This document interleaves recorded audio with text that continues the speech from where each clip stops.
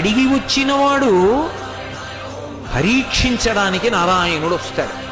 ఒకప్పుడు డొక్కా సీతమ్మ గారు ఎంత అన్నదానం చేసేదో మహాతల్లి. ఓ బ్రాహ్మణుడు వచ్చాడు, కూర్చోబెట్టి అన్నం పెడుతోంది. ఆయన అన్నాడు, నాకు పెళ్ళవలేదు, ఇన్నాళ్లకు ఓ పెళ్లి కూతురు ఒప్పుకుంది చేసుకుంటానని, కానీ బంగారు ఆభరణం ఏదైనా పెట్టమంది, ఏదైనా ఆభరణం ఇస్తే అన్నం తింటా, లేకపోతే తిన్నన్నాడు. అప్పటికే అన్నదానానికి ఆవిడ ఒంటి మీద నగలన్నీ వెళ్ళిపోయి ఒక్క కంటి ఉంది.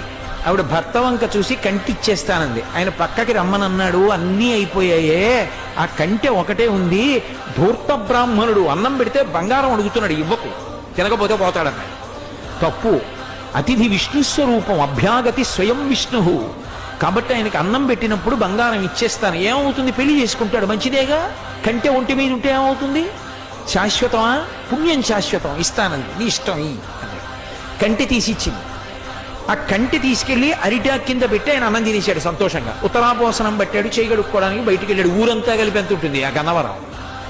కాబట్టి ఆ బంగారు కంటె కనపడింది ఆకెత్తుతుంటే సీతమ్మ గారికి. అయ్యో వెర్రి బ్రాహ్మడు కంటె మరిచిపోయాడని పరిగెత్తుకెళ్ళారు పిలుద్దామని. కనపడలేదు. భర్తని పిలిచి వెతకమన్నారు, ఎక్కడా కనపడలేదు. అయ్య బ్రాహ్మణుడు ఇంత కంటె అడిగాడు, వెళ్ళిపోయాడని పడుకుని నిద్రపోయారు. ఆవిడికి కలలో శ్రీ మహావిష్ణువు కనపడ్డారు. సీతమ్మ, ఇంతమందికి అన్నం పెడుతున్నావే, ఒక్కసారి నీ చేతి అన్నం తినాలనిపించిందమ్మా, బ్రాహ్మణ రూపంలో వచ్చాను. అభ్యాగతిని గదు పరీక్షించాలని కంటె అడిగాను, ఇచ్చేశావమ్మా. చాలు తల్లి, మురిసిపోయాను, నీ ఒంటి మీద నగలైపోయాయని బెంగ పెట్టుకుంటున్నావా? ఇంతకింత బంగారం నేను ఇస్తాలే అమ్మా అని ఆవిడ లేచి భర్తకి చెప్పింది కళ. ఎప్పుడు దున్నే పొలమే. ఆయన పొలానికి వెళ్ళారు. సాయంకాలం వచ్చేసే ముందు ఏదో గొప్పు తవ్వుతున్నారు. ఖంగుల శబ్దం వచ్చింది. కొంచెం మట్టి తీసి చూశారు. ప్రదోష వేళ బిందె కనపడింది. ఉత్తరీయంలో మూట కట్టి ఇంటికి తీసుకొచ్చి మూత విప్పి చూశారు.